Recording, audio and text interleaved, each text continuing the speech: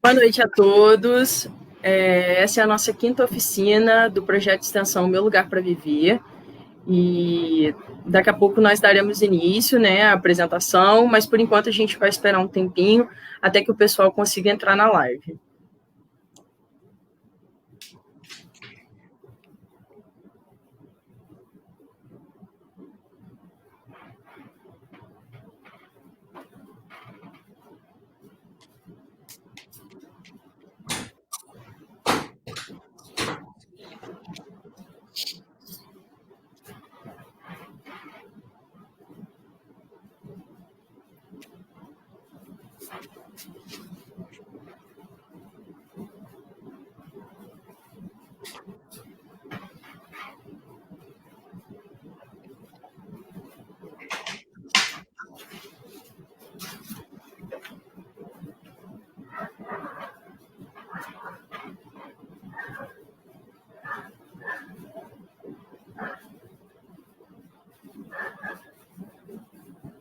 Bom, acho que a gente já pode dar início, o pessoal já está chegando.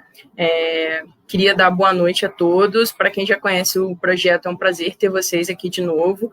Para quem não conhece, esse é um projeto de extensão em parceria da Universidade Federal Fluminense, com a Pró-Reitoria de Extensão, a PROEX, pelo grupo de pesquisa Civitas, a professora orientadora, a professora Patrícia Cardoso, infelizmente não pôde estar conosco hoje.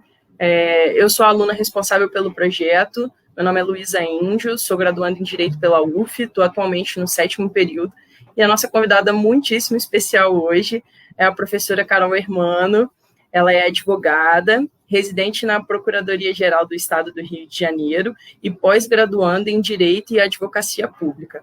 Hoje a Carol vai nos brindar com uma palestra boníssima sobre direito real de habitação. E aí, com isso, eu passo a palavra para a Carol. Bom, pessoal, olá, Luísa, boa noite para todo mundo que está aí assistindo a gente. A gente fica muito feliz com a presença de vocês. Eu me sinto muito honrada de estar aqui, né, falando sobre esse tema. Eu, particularmente, gosto muito desse tema, dou aula disso. E é um tema muito interessante para a nossa vida, né? Assim, para a nossa vida comum, de todo mundo, né? É um tema que as pessoas deveriam saber melhor. Independente se você é do mundo jurídico ou não, são direitos e informações, né, que a gente tem que ter ciência que aquilo existe, que a gente pode ir atrás, né, desses nossos direitos. Então, assim, a gente está aqui no sentido informativo, né, para a comunidade no geral, não só jurídica, por conta da importância que esse tema ele traz. Eu sou professora hoje na Universidade Federal Fluminense, mas eu também fui aluna e eu era monitora da professora Patrícia, que não pôde estar aqui, né? Então, assim, a gente já se conhece há muito tempo. A professora Patrícia é como se fosse uma mentora para mim. Ela é muito importante na minha formação. E é isso. E aí, depois da graduação, né, eu decidi que a docência era o meu caminho. Não tinha como. Então, eu resolvi ingressar, né, fiz o concurso, enfim. Hoje eu estou aí na universidade, além minhas outras ocupações. Mas, enfim, esse tema é maravilhoso. Eu espero que essa noite seja muito produtiva para a gente. Sintam-se à vontade para fazer perguntas, tá? Não só sobre o nosso assunto, mas talvez sobre direito de família, direito das sucessões, o que vocês quiserem perguntar, né? Claro, a gente sabemos responder, né? Porque a gente também não sabe tudo, mas a gente vai tentar responder vocês. Então é isso. Só queria adicionar uma das coisas que a Carol falou, que esse projeto é realmente voltado para toda a comunidade, seja a comunidade acadêmica ou não, e a gente quis trazer hoje um pouco de um espírito conheça os seus direitos, porque a gente constantemente tem que a gente tem que ter noção realmente de quais são os nossos direitos, que às vezes são muito inacessíveis, e o nosso intuito é realmente descomplicar o que para muitas vezes, até para a gente que está dentro da faculdade, é muito complicado. Então, Carol, quando você quiser começar. Bom, pessoal, então vamos lá, né? Vamos falar sobre direito real de habitação. Quando uma pessoa ela vem a falecer, todo aquele patrimônio que ela tinha em vida, ele vai ser passado para os seus herdeiros, né? Todo mundo sabe mais ou menos disso. Então, a gente vai ter o inventário, nós teremos a partilha. O inventário, ele pode acontecer de forma judicial ou de forma extrajudicial, ou seja, pelo cartório. Mas, além desse patrimônio que vai ser passado aos herdeiros, nós temos também um direito específico do cônjuge, ou seja, da viúva ou do viúvo, né, de ficar, de residir, ou seja, continuar a morar naquele imóvel que ele ou ela morava com a pessoa falecida. Então, o direito real de habitação é esse. Ele é independente daquele patrimônio que vai ser passado, né, que era do falecido. Ele consiste em quê?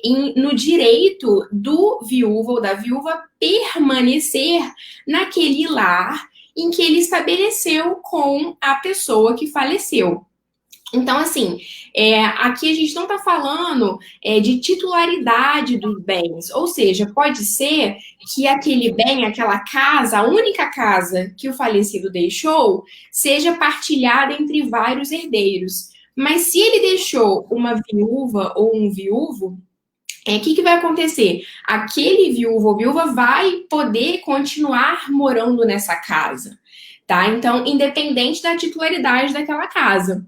Então, trazendo mais um exemplo, né? Se você é casado e tem 2 filhos, por exemplo, e aí vocês têm uma casa, tá? E infelizmente você veio a falecer. Tô dando um exemplo assim, hipotético, né, gente? Pelo amor de Deus.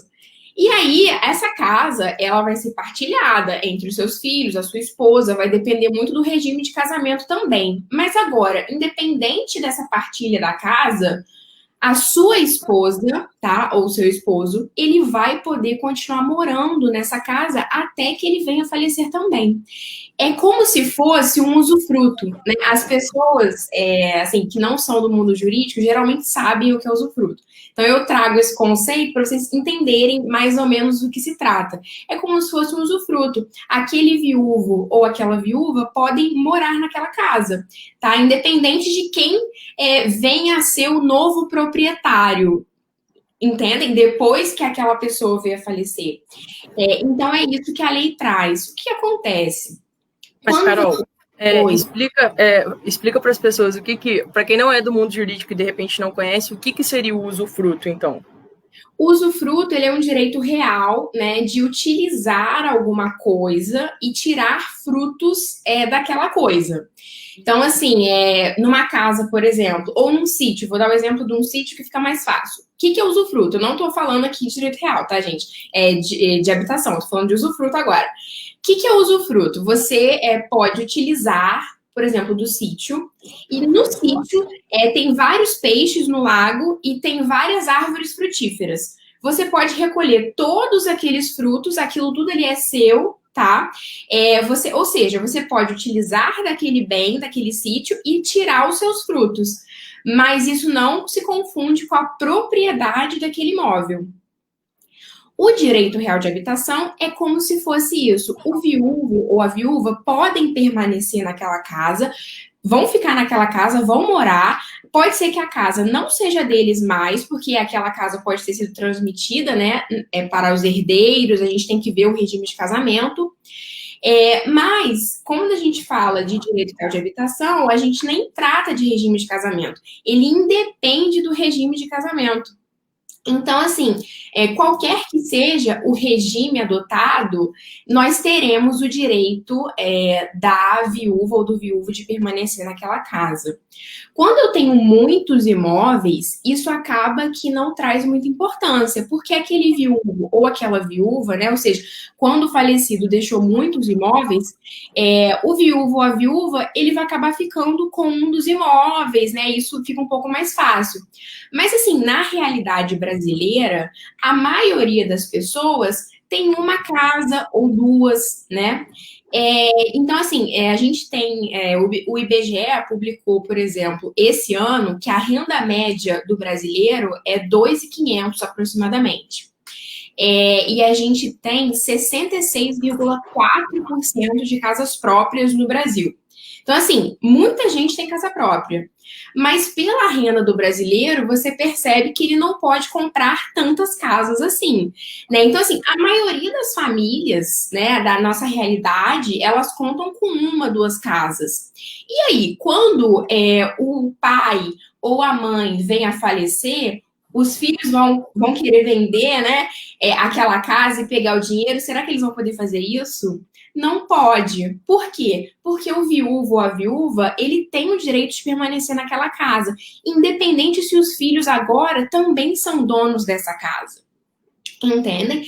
Então, é muito importante, porque assim, vira e mexe, a gente vê esse tipo de discussão, né? Então, eu vou dar o exemplo dos meus avós. Meus avós, eles têm uma casa, eles têm 3 filhos, a casa, né, do meu avô e da minha avó. Caso meu avô vier a falecer, a casa vai ser partilhada entre os meus tios, entre a minha mãe, entre a minha avó. Mas, o que acontece? Eles vão poder tirar minha avó da casa? Não. Porque ela tem o direito real de habitação de morar lá até quando ela vier a morrer também. Então, é isso que é o direito real de habitação. Ele tem muita importância quando a gente está falando de famílias que têm 1 ou 2 imóveis, né? Os filhos, muitas vezes, não têm esse conhecimento e acham que quando o pai ou a mãe vier a falecer, vai poder vender a casa para pegar o dinheiro. Na verdade, você pode até vender a sua parte, mas você não pode tirar quem mora ali dali. Sabe? Então, assim, não tem nada a ver com a titularidade. Você pode até vender, mas aquela pessoa, sua mãe ou seu pai, vai continuar morando ali se ele quiser, porque é direito dele, tá? Independente da titularidade. Mas, enfim, gente, onde que isso está previsto, né? Está previsto no Código Civil, né, na lei, no artigo exatamente 1831, caso alguém aqui seja do direito, né, vai saber mais ou menos do que eu estou falando. Mas, enfim, o que é importante saber é que isso é previsto em lei, tá? No Código Civil. E como eu disse, independe do regime de bens. Quando a gente fala de regime de bens, é o seguinte, eu vou casar. No Brasil, eu tenho 5 regimes que eu posso escolher quando eu vou casar. Tá? Então, os mais utilizados são a comunhão parcial, acredito que todo mundo aqui conheça, né? A comunhão universal já foi muito utilizada, porque antes era regra, mas, ou seja, né? Você pode escolher um regime de bens quando você for casar. Isso vai influenciar lá no inventário. Quando você for fazer a partilha, quando você for dividir o patrimônio da pessoa que faleceu, então vamos supor que o seu esposo veio a falecer, tá? Se você é casado pelo regime de comunhão parcial, a forma de partilha vai ser uma. Se você foi casado pela comunhão universal, a forma de partilha vai ser outra. Então, assim, quando a gente está falando de inventário propriamente, ou seja, da transferência daquele patrimônio, o regime de bens, ele importa. Mas agora, em direito real de habitação, não importa nada. A pessoa vai poder ficar naquele imóvel, tá? Já, né, deixei bem claro para vocês isso. Então, tenham isso em mente. Assim, como que eu vou dizer? A finalidade desse instituto é justamente tutelar a moradia. A oficina aqui, né, toda de 15 em 15 dias, a gente fala sobre moradia, né? E assim, esse direito que está dentro da sucessão e até mesmo um pouco dentro do direito de família, né? Ele vem tutelar justamente o direito à moradia. O direito à moradia, ele está na Constituição. E, assim, é um instrumento, o direito real de habitação é um instrumento muito valioso para tutelar esse direito, para proteger esse direito à moradia. E não só, gente, o direito real de habitação, além dele proteger a moradia, ou seja, não deixar o viúvo ou a viúva desamparado, além dele proteger isso, ele também protege aquele vínculo de afeto, ou seja, né, aquele vínculo psicológico que se estabeleceu ali. É um lar, né? Aquele casal, ele pode ter criado seus filhos nessa casa, né? Ali se estabeleceu um lar. Você não pode simplesmente tirar uma pessoa dali, independente da titularidade daquele imóvel. Então, assim, o direito real de habitação, ele vem nessa onda, sabe? De proteger a moradia, de proteger aquele lar que ali se formou. Tá?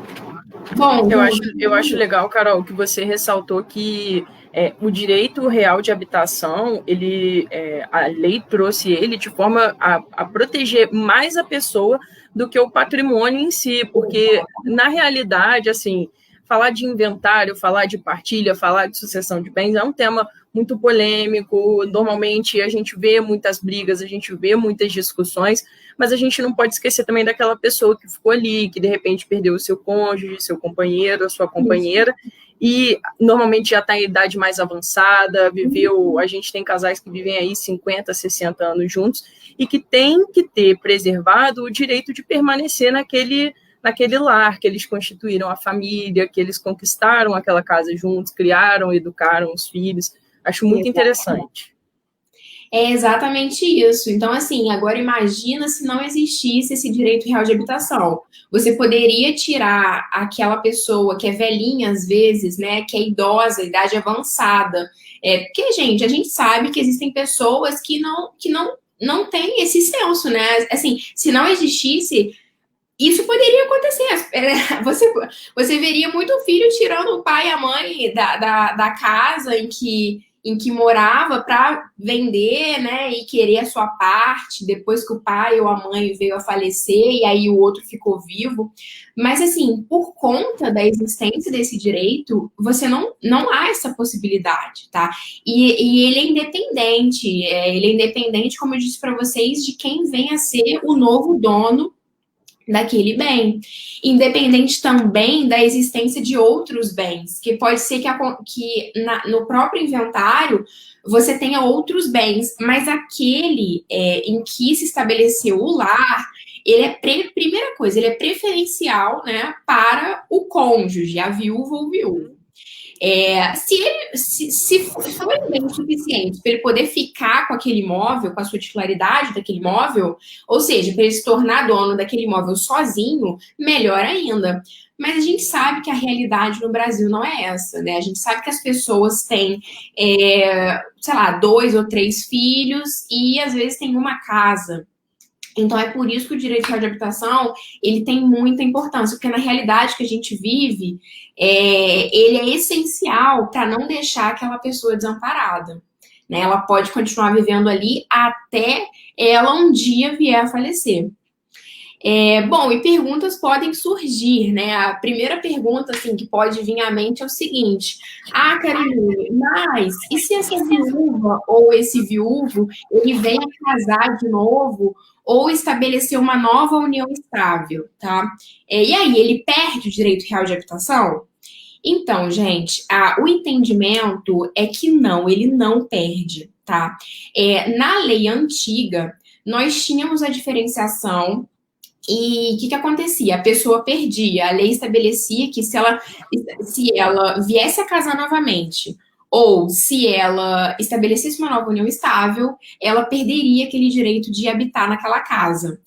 Agora, a lei atual, que é o Código Civil de 2002, ele não diferencia. Então, assim, a pessoa pode estabelecer uma nova união estável ou um novo casamento. Ela não vai perder o direito real de habitação de continuar naquela casa, tá? Então, assim, isso é um pouco debatido, tá? Muita gente não concorda com isso. É uma questão bem debatida, assim, entre os juristas. Mas o que acontece? O STJ já entendeu o seguinte: se a lei não estabelece que um novo casamento ou uma nova união estável vai eliminar o direito real de habitação daquele viúvo ou daquela viúva, assim, Carol, acho que você travou um pouco. Travou, Acho né? que você travou um pouquinho. Você estava falando sobre o que o STJ estabeleceu em relação ao direito real de habitação com um novo casamento. Então, o que o STJ entendeu? Que a gente não pode excluir esse direito se a lei não excluiu. Então, Pode ter um novo casamento, uma nova união estável? Pode. Aquele viúvo ou aquela viúva que reside naquela casa, pelo seu direito real de habitação, né, aquela casa que ele vivia com o seu antigo esposo ou esposa, mesmo se ele vier a contrair um novo casamento ou uma nova união estável, ele não vai ter que ser retirado dali, ele não vai perder o seu direito de ficar ali. Tá? Esse é o entendimento hoje. Isso pode mudar, tá, gente? Isso pode mudar, isso é uma coisa muito discutida, a gente sempre, né, traz essa observação. Quem é do direito sabe que é bem assim, né? E é discutida não só no mundo jurídico, né? Assim, eu acho muito legal também a gente trazer um pouco dessa parte do dia a dia. A gente sabe que comumente uma viúva ou um viúvo que mora na casa que era daquele casal, se casa e leva uma pessoa para dentro de casa. Isso é muito debatido também na família, com as pessoas que convivem junto com aquelas pessoas. É um absurdo. A pessoa mal foi embora e já está com outro, levou para dentro de casa. Mas, assim, acho que como a Carol falou no início da live, a ideia é sempre proteger o direito de moradia daquela pessoa, independente do que vai acontecer depois. Ela adquiriu esse direito devido a todos os anos que ela e o cônjuge, a companheira, o companheiro, viveram juntos. Exatamente. Então, assim, isso até poderia ser excepcionado em lei, por exemplo. A lei poderia dizer o seguinte: olha, se o viúvo ou a viúva, né, que tem o direito real de habitação, vier a casar de novo, ele vai perder o direito. Mas a lei não diz assim, né? Então, assim, só com uma mudança na lei, ou um novo entendimento do Superior Tribunal de Justiça, que a gente poderia dizer com certa tranquilidade que a pessoa perderia. Mas o próprio Superior Tribunal de Justiça fala que não perde porque a lei não estabelece dessa forma. Então, gente, pode contrair um novo casamento ou uma nova união estável. Você não vai perder o direito real de habitação. Tá? Outro problema que pode surgir é o seguinte: você precisa ter o registro desse direito real de habitação, né, no cartório. Isso precisa estar no registro do imóvel? Gente, a resposta é não, tá? Não precisa. Aquele viúvo ou aquela viúva vai ter o direito real de habitação, independente se aquilo está consignado ou não no registro do imóvel, tá? Ou seja, a gente vai analisar isso pela realidade mesmo. Se é aquela casa que servia como lar do casal, é aquela casa, né, que vai ser o objeto desse direito, ou seja, a pessoa vai residir naquela casa. Eu não preciso ter uma anotação no registro do imóvel para eu dizer que aquela pessoa tem o direito real de ficar ali. Agora, você vai ter uma anotação na matrícula do imóvel a partir do momento que esse direito for reconhecido, caso esse direito. Então, assim, teve o falecimento, tá? Teve o inventário, tudo direitinho, só tem um bem. E aí o juiz reconheceu, né? Isso foi até levado, por exemplo, ao processo, e o próprio juiz disse: olha, você, né, companheira ou esposa, tem o direito de permanecer nessa casa. O que vai acontecer? Eu vou posteriormente realizar uma averbação na matrícula desse imóvel, tá? Então, assim, até porque se esse imóvel ele pertencer agora, por exemplo, aos filhos e aquele cônjuge, aquela esposa ou esposo, os filhos podem vender a sua parte, só não pode tirar a pessoa que está morando de lá, só não pode tirar o seu pai ou sua mãe. Então, assim, não pode tirar, que bom, né? Positiva. Então, assim, o que vai acontecer, gente? Aquela averbação vai ser feita no registro do imóvel, tá? Mas antes, ou seja, em vida, ou até mesmo antes de ser reconhecido esse direito, eu não preciso ter essa anotação no registro do imóvel, tá? O direito real de habitação vai ser reconhecido de qualquer forma. Ou seja, não tem necessidade nenhuma de burocracia de cartório, de você ter que ir lá falar: apesar do meu esposo ter falecido, eu ainda moro aqui, porque esse é meu direito real de habitação. Não tem necessidade disso, porque a lei reconhece isso de uma forma normal, né? Sem necessidade de burocratizar tudo que já é burocrático. Isso aí, é a própria lei que estabelece. Então, assim, a gente não pode criar dificuldades, né, para a pessoa ter esse direito reconhecido. Ela simplesmente tem, né? Ela perdeu o marido ou a esposa, aquele era o seu único lar, eles viviam naquela casa, ele vai ter o direito, ou ela, de permanecer ali, tá? Até que vier a falecer. Uma outra questão também que pode surgir, gente, é o seguinte: isso é bem comum, tá? Quando a pessoa que faleceu tinha filhos que não eram da atual esposa ou companheira, né? Então, vou dar um exemplo. O João, tá? O João casou e teve 3 filhos. Só que aí o João, ele resolveu separar, né, dessa antiga esposa e casou novamente. Ficou casado 10 anos com a Maria, tá? E aí não teve filho com a Maria. Ou seja, era casado com a Maria e tinha 3 filhos do casamento anterior. Neste caso, o João veio a falecer, né? O patrimônio do João vai ser dividido, a depender do regime de casamento, entre a Maria e os filhos do João. Agora, aquela casa em que a Maria vivia com o João, ela vai poder permanecer ali.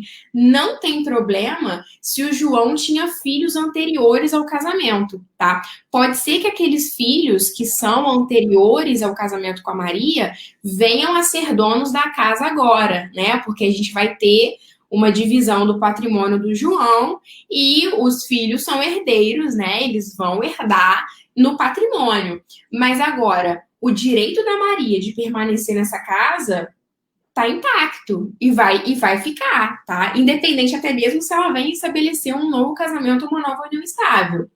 Então, assim, ela vai poder permanecer lá, não tem problema se esses filhos não são dela também, eles vão até ser donos da casa agora, mas ela pode morar naquela casa.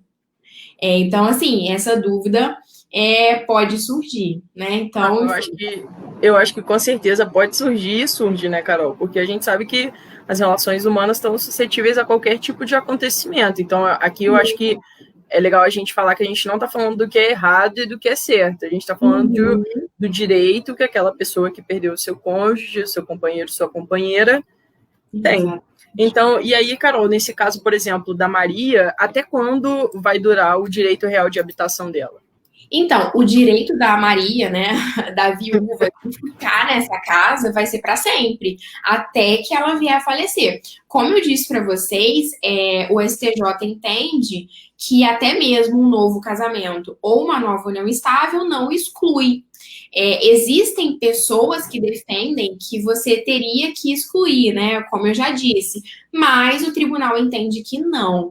Então, assim, até que essa pessoa venha a falecer, ela vai ter esse direito. É um direito, gente, vitalício, tá? A gente fala que ele é vitalício, porque é até a pessoa falecer. A vida inteira dela, ela vai ter esse direito. E também eu acho que uma outra pergunta muito boa é que se essa pessoa, né, esse cônjuge sobrevivente, a viúva ou o viúvo, tiver outros bens, ou seja, tiver um patrimônio além daquela casa, isso impede a proteção do direito real de habitação? Então, Luiz, olha só, não impede, tá? Então, a pergunta da Luiz é o seguinte: vou dar o exemplo da Maria de novo, né? A Maria tem mais 3 apartamentos, tá? E ela continua tendo o direito real de habitação? Os apartamentos são só dela. Ela continua tendo, tá, gente? Porque o intuito da lei não é, assim, você só retirar a pessoa daquele imóvel. O intuito é você preservar aquelas lembranças, aquelas memórias, ou seja, tem todo uma ligação com aquela casa que serviu como lar. Então, assim, na verdade, é algo a mais do que apenas um lugar para morar, né? Então, assim, mesmo que a pessoa venha a ter outros imóveis, tá? Ela vai poder continuar nessa casa em que ela vivia com o falecido. O direito real de habitação, ele não vai ser afetado por isso. Inclusive, o Superior Tribunal de Justiça entende dessa forma, né? Se vocês procurarem, né, quem aqui é do mundo jurídico, procurar, a gente tem julgado sobre isso, né? Existem precedentes nesse sentido. Ou seja, mesmo a existência de bens que são particulares daquela pessoa, ou seja, não tem nada a ver com o falecido, ou até mesmo bens que ela recebeu do inventário, não tem nada a ver com o direito real de habitação, ela pode continuar naquele imóvel. Eu acho legal também, Carol, que nem você falou que o que o legislador, assim, a lei pretendeu, né, foi também conservar aquelas lembranças, é a gente pensar que o legislador, quando fez essa lei, pretendeu também resguardar a família, né, que também é um direito previsto na Constituição. Então, pretendeu resguardar esse aspecto psicológico das lembranças, que nem a própria Carol citou o caso dos avós dela, mas, assim, se a gente colocar num caso concreto, se você pensar numa senhorinha e um senhorzinho que viveram 50 e tantos anos juntos e tal, um deles vem a falecer, tem aquela lembrança, né? Aquele saudosismo de saber que aqui nós viemos para a nossa casa, tivemos nossos filhos. Com certeza, tem todo um vínculo afetivo e psicológico em relação àquele lar, né, que foi estabelecido por aquele casal. Então, o direito, ele protege isso, a lei protege isso, né, ou seja, independente se aquele cônjuge ou aquele companheiro, ele que é viúvo ou viúva, ele venha a ser proprietário de outros imóveis, isso não impede que ele tenha o direito real de habitação, porque aqui a gente não está protegendo apenas um lugar para a pessoa viver. Não, é todo um vínculo, né? Como a gente está dizendo, um vínculo afetivo, um vínculo psicológico, e isso é protegido pelo direito. Sim. Bom, pessoal, oi, pode falar. Pode prosseguir aí. Bom, uma observação, né, que eu tenho que trazer para vocês também é só uma exceção, que é o seguinte: quando a gente não vai ter o direito real de habitação, tá? No caso, é o seguinte caso: quando aquela casa ou aquele imóvel, ele pertencia a várias pessoas, até mesmo antes do falecimento. Então, vou dar um exemplo concreto, tá? Uma pessoa, tá, tem uma casa junto com outros 3 irmãos. Aquela casa pertence a 3 irmãos e mais essa pessoa. O João, por exemplo. O João se casou com a Maria e eles foram morar nessa casa. Então, o João e a Maria vivem numa casa em que pertencem ao João e aos outros seus 3 irmãos. Caso o João venha a falecer, a Maria, ela vai ter o direito real de habitação de continuar nessa casa? Não, tá, gente? O Superior Tribunal de Justiça entendeu que não. Essa casa, ela não pertence só ao João. Então, assim, você não poderia também prejudicar todos os irmãos do João, né, por causa desse direito real de habitação da Maria. Acho que já iria um pouco longe demais, né? Então, assim, quando esse imóvel, ele pertence a várias pessoas, já quando esse falecido, né, vivia... então, esse exemplo que eu estou dando para vocês, ou seja, o falecido tinha outros irmãos e esse imóvel pertencia também aos seus outros irmãos. Neste caso, quando ele vem a falecer, você não pode atribuir o direito real de habitação ao cônjuge, não? Ou seja, à esposa ou à companheira, porque neste caso você estaria prejudicando várias pessoas que já eram donas daquele imóvel. Então, neste caso específico, você não tem o direito real de habitação, tá? Mas, assim, é um caso bem específico, né? Foi um precedente que a gente teve, foi um caso, né, que chegou ao Superior Tribunal de Justiça e os ministros entenderam dessa forma, tá? Que por o imóvel ser de titularidade do falecido e de vários irmãos, salvo engano, eram 12 irmãos, tá, gente? Nesse julgado que a gente teve no STJ, eram 12 irmãos. E aí, né, o falecido, ele vivia nessa casa e tinha uma companheira ou uma esposa, eu não me lembro muito bem, mas ele tinha, né, ou seja, ele deixou uma viúva. Neste caso, a viúva não teria o direito real de habitação. Bom, Carol, pessoal, já que você falou um pouco aí sobre companheira, sobre esposa e no final das contas sobre viúva, queria saber se você podia falar um pouco para a gente sobre toda essa situação na união estável. eu ia tocar justamente esse assunto agora, gente. Isso é um detalhe muito importante, né? O que acontece? Você vai ter o direito real de habitação tanto para a pessoa que é casada, tanto para o companheiro ou companheira, ou seja, que vive em união estável, tá? Então, assim, a companheira ou companheiro que sobreviveu, né? Ou seja, ficou viúvo, mas vivia em união estável, ele ou ela também tem o direito real de habitação. Não é uma prerrogativa só de pessoas casadas, tá? Então, quem vive em união estável tem esse direito. Então, assim, hoje a gente não diferencia mais os efeitos da união estável e os efeitos do casamento. Para o direito das sucessões, a gente tem os mesmos efeitos. Tanto quando a gente está falando de inventário, quanto a gente está falando aqui de direito real de habitação. Então, seja casado ou não, ou seja, vivendo em união estável, mesmo que não seja uma união estável registrada, pode ser que não seja, né? Neste caso, o companheiro ou companheiro sobrevivente tem o direito real de permanecer naquela casa, tá? A gente tem uma equiparação. E, assim, o STJ já entendeu nesse sentido. Inclusive, assim, a união estável, gente, é um instituto, é uma entidade familiar, né? Assim como o casamento, a união estável também é uma entidade familiar que vem crescendo muito. A gente tem um estudo do IBGE que fala o seguinte: entre 2011 e 2015, nós tivemos um aumento de 57% de uniões estáveis. Então, assim, é muito grande. Tá? No mesmo tempo, nós só tivemos 10% de casamento. Então, a gente tem muita união estável. Isso são só as uniões estáveis registradas. Agora, imagina as uniões estáveis que não são registradas. Né? Hoje, a gente vive num mundo que as pessoas estão optando muito mais por constituírem família através de uma união estável, que é uma entidade familiar, né? E quando a gente está falando de sucessão, ou seja, de inventário, de partilha e de direito real de habitação, a gente tem o mesmo tratamento da união estável e do casamento. Não há diferença.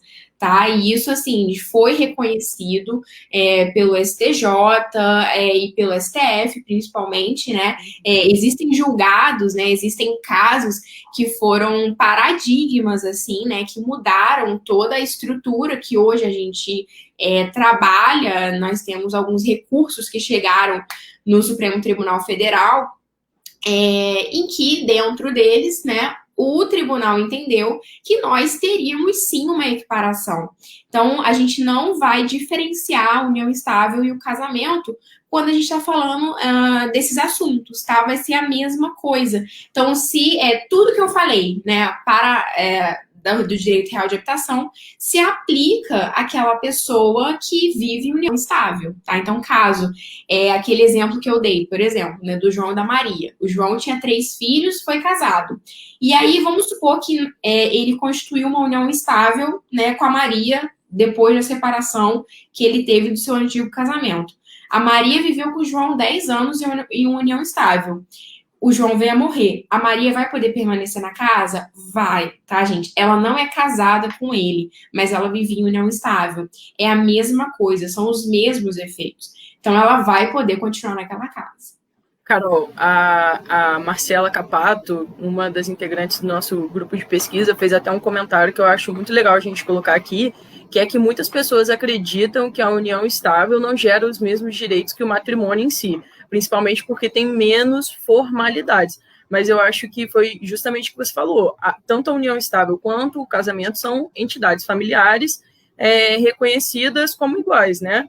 O que acontece, né? Na verdade, a lei, o Código Civil, quando ele foi editado lá em 2002, ele trouxe um regime diferente, tá? Na verdade, o Código Civil, ele trata diferente o casamento e a união estável quando a gente está falando de sucessão.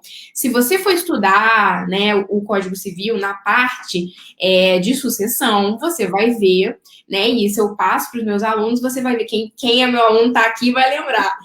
Você vai ver que o tratamento do companheiro ou da companheira sobrevivente é diferente do tratamento da pessoa casada, né, que ficou viúva ou viúva.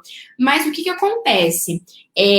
O STF entendeu que essa diferenciação é inconstitucional. Então, assim, o próprio STF declarou essa norma dentro do Código Civil inconstitucional. Então, hoje, a gente não considera, né, o que está na lei, a gente considera o entendimento do STF, que veio, né, em consonância, ou seja, de acordo com os princípios que estão na Constituição, né? Então, assim, hoje em dia, a gente vive num mundo que é diferente do mundo que a gente vivia há 30 anos atrás, né? E, assim, o direito ele tem que acompanhar isso.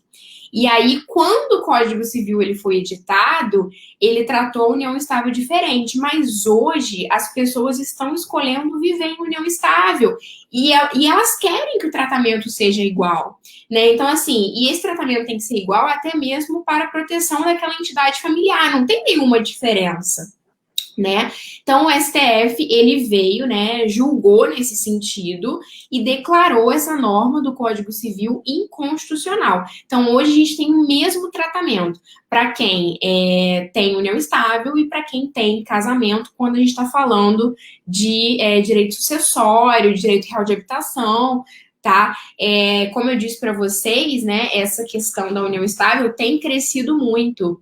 Então, assim, a gente precisa bater nesse ponto, né? Porque, igual a Luísa falou, muita gente ainda entende, ainda pensa que é diferente, mas não é, tá? É a mesma coisa. E até mesmo aquela união que não é registrada.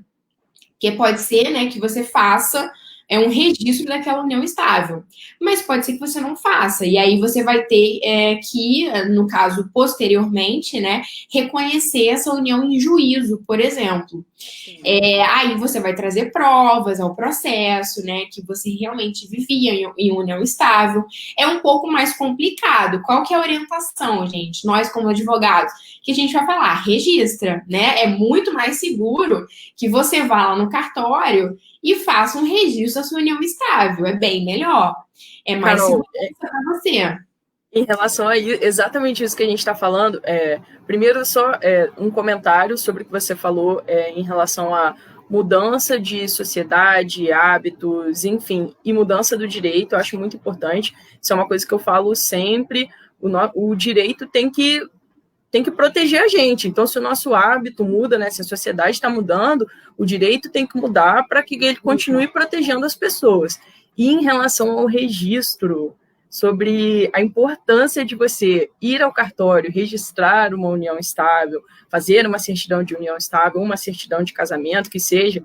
Chegou uma pergunta agora da Laura, falando que em casos em que não existe um registro de união estável, pode ocorrer da família tentar provar o contrário?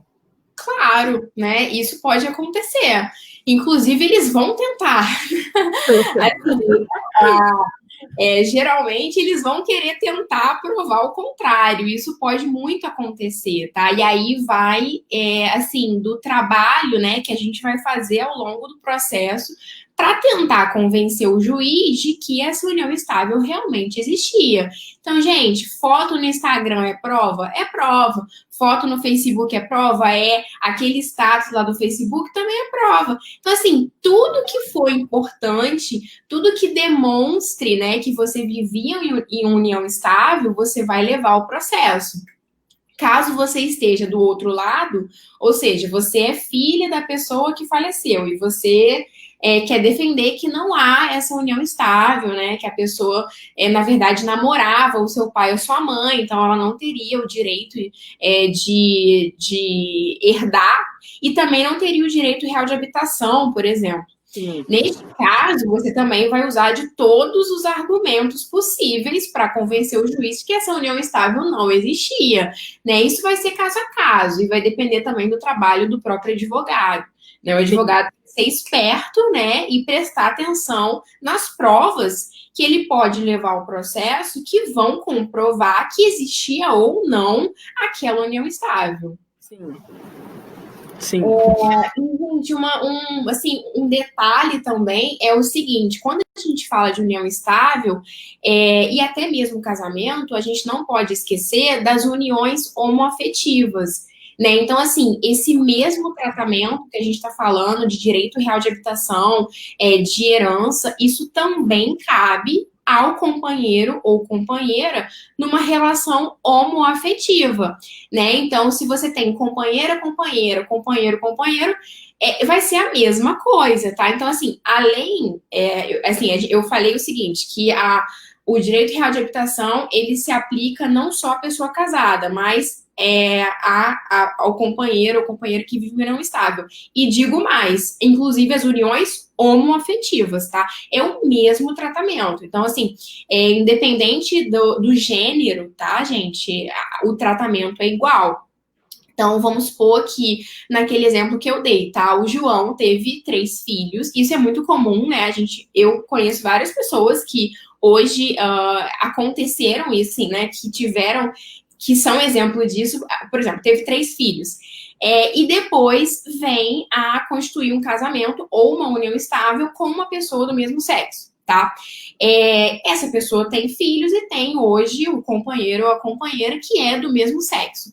Caso ele venha a falecer, essa companheira ou companheiro que é do mesmo sexo vai ter o direito real de habitação, tá? Não, isso não exclui porque porque é uma união homoafetiva, pelo contrário, tá? É o mesmo tratamento. Então, assim, essa casa, esse imóvel vai ser dividido entre os filhos, essa pessoa, né, o companheiro ou a companheira, ou se for casado, o cônjuge, ele vai ter direito àquele patrimônio e vai ter também o direito real de habitação. Então, assim, né, só atentando para essa questão que hoje está muito em voga, a gente sabe que isso tem crescido, né, desde 2013, o CNJ, ele proibiu que as autoridades competentes se negassem a realizar habilitação, casamento, né, registro de companheiros e de uniões homoafetivas. Então, assim, quando você vai no cartório, caso você venha se casar ou estabelecer uma união estável com a pessoa do mesmo sexo, o tabelião, no caso, ele não pode se negar a lavrar aquela certidão, tá, gente? Então, assim, desde 2013, nós temos uma resolução do CNJ que proíbe, né, que haja qualquer negativa de celebração de casamento, por exemplo, entre pessoas do mesmo sexo. Isso é proibido, né? Ou seja, o casamento vai acontecer, né? Independente se a pessoa que está lavrando ali, né, que está realizando o casamento, concorda ou não. Na verdade, a opinião dele não vale nada, né? Assim, o direito, ele protege todo mundo. Então, se a pessoa quer casar com a outra do mesmo sexo, vai casar, vai constituir união estável, não há nenhum problema nisso. E quando ela vier morrer, os direitos sucessórios, o direito real de habitação serão todos aplicados. Tudo que a gente falou aqui vai ser também aplicado. Eu acho interessante também, Carol, falar que nesse caso que você está explicando. Gente, só queria fazer um elogio para a Carol, acho que ela é uma professora brilhante, está todo mundo aqui fazendo vários elogios, Carol. E poxa, eu não posso ver. Eu acho também que a partir do momento que não tem como existir a negativa do direito real de habitação no caso de uniões estáveis ou casamentos homoafetivos, já que o STF reconhece como constitucional a união dessas pessoas, ou seja, negar uma companheira ou um companheiro de ter aquele direito real de habitação seria ir contra a Constituição, né? Seria um ato inconstitucional. Exatamente, é um ato inconstitucional, ilegal, né? Porque você está indo contra também princípios que estão no nosso ordenamento jurídico, né? Que estão na Constituição, que estão em lei, né? Presentes na lei. Então, assim, isso não é permitido, né? Você não pode, você como autoridade que celebra casamento, enfim, né? Você não pode se negar a realizar uma união homoafetiva e também quando você tiver a situação, né, de um inventário, não vai haver nenhuma diferença, gente. É a mesma coisa, tá? É uma união estável, é um casamento, independente de gênero. Ok? Um problema, assim, hoje em dia já se discute um pouco sobre uniões poliafetivas, né? Ou seja, de mais de duas pessoas. O que acontece? A gente até teve alguns registros em São Paulo, no Rio, de uniões poliafetivas, mas atualmente não está podendo registrar, tá? Porque, assim, eu acho que isso vai mudar, né? Eu acho que um dia, talvez, não sei, né? Não tô exarando nenhum tipo de opinião aqui.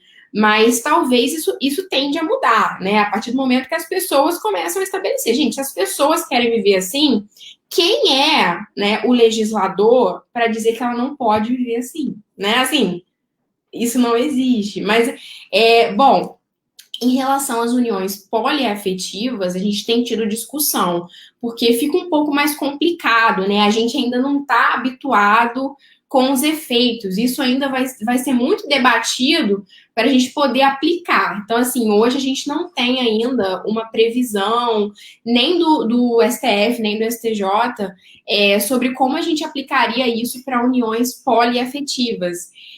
Mas eu acredito que um dia talvez a gente tenha. Então é por isso também que a gente está sempre, né, se atualizando, porque o direito ele é assim, ele vai acompanhando a realidade, a gente tem que se atualizar. Então amanhã vai ser uma decisão que é muito importante para a gente nesse assunto e a gente tem que estar dentro, né, dessa matéria e saber o que está acontecendo. Então, assim, isso pode mudar, é uma discussão que está em voga, assim, vamos ver, né, quais são as cenas do próximo capítulo. Os capítulos. Bom, Carol, se você tiver mais alguma consideração a fazer, estou olhando o pessoal aqui, todo mundo elogiando, falando que domínio total sobre o tema, Carol é tudo. Bom, eu falei todos os pontos, eu acredito que eram importantes sobre isso, né? Queria saber se o pessoal entendeu, né? Quem não é do direito, se entendeu direitinho, porque às vezes a gente, né, quando vai dar uma aula no curso de direito, a gente está tão habituado com a linguagem jurídica, eu falo isso para os meus alunos que não são do direito. A gente está tão habituado com a linguagem jurídica que muitas vezes a gente fala algumas coisas e a gente nem percebe que a gente está falando de juridiquês. Né? Mas assim, eu tento sempre ser a mais clara possível. Então, se alguma coisa ficou mal entendida, vocês podem me falar que eu explico de novo. E também, se alguém tiver alguma pergunta, eu vou ficar muito feliz de responder. Né, Luísa? A gente vai ficar feliz de responder certas perguntas. Mas eu acho que as perguntas que o pessoal tinha feito foram respondidas, todo mundo elogiando bastante, trouxe tudo aqui. Eu queria agradecer muito a Carol, gente. A Carol é professora da UF, todas as aulas dela são assim, viu? Eventuais alunos da UF, eventuais ingressantes no curso de Direito, toda a comunidade. A Carol tem sempre essa didática muito de passo a passo. Está todo mundo comentando aqui que a Lilian falou que ela conseguiu entender mesmo sendo de exatas, a Laura falou que ficou bem claro. Então, assim, eu queria agradecer muito a presença da Carol. Queria agradecer também a presença de todo mundo que está aqui, que interagiu com a gente. Esse é um projeto realmente para as pessoas, não é um projeto acadêmico, né, que a gente veio aqui para falar quem sabe mais, quem sabe falar mais bonito. Esse é um projeto realmente para as pessoas, para vocês conhecerem os seus direitos. Então, eu aproveito também para vocês conhecerem um pouco mais na nossa próxima oficina, né, daqui 15 dias, no dia 25 de novembro. Queria agradecer mais uma vez a Carol, que, gente, ela é muito atarefada, professora, residente, advogada, pós-graduada, por esse tempinho que ela reservou para a gente, e passar a palavra para a Carol, falar que eu aguardo vocês no dia 25, 8 horas da noite, aqui no Facebook do Grupo Civitas. Eu também, né? Nossa, assim, eu agradeço muito pelo convite. Quando eu recebi o convite, eu fiquei muito feliz, porque a Luísa sabe, né, como o grupo é importante para mim.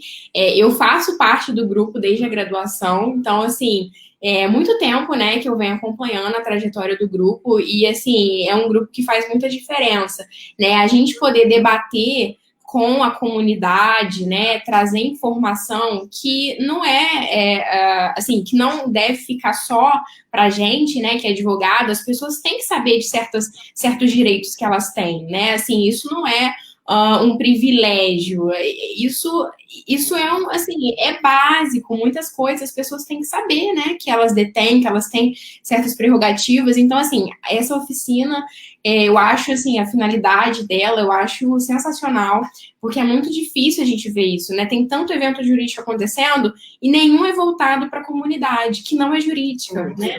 Sim, E assim, sim. a gente está aqui para ajudar as pessoas, né? Para tentar melhorar a vida das pessoas. Então é muito importante esse debate, as pessoas tirarem dúvida.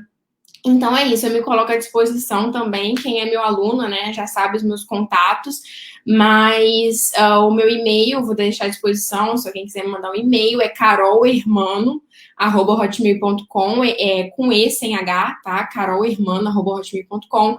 Então, se alguém quiser me mandar um e-mail, né, tirar uma dúvida, pode mandar, gente. Assim que eu puder, eu vou responder. Tá? E mais uma vez eu agradeço a Luísa, agradeço o pessoal e agradeço vocês por estarem aqui ouvindo a gente, né, interagindo, e é isso. Muito obrigada. Um beijo para todo mundo. Gente, muito obrigada. A gente espera vocês daqui 15 dias para mais um bate-papo para a gente trazer um pouco mais de conhecimento assim, sobre os nossos direitos. Né? A Carol falou uma coisa que eu acho que a gente pode fechar a oficina de uma forma brilhante. Não é privilégio para ninguém, isso são direitos de todo mundo. Então a gente precisa conhecer um pouco mais sobre a nossa realidade. É isso, gente. Muito obrigada pela participação. Um grande beijo a todos e tchau, tchau. Tchau, pessoal.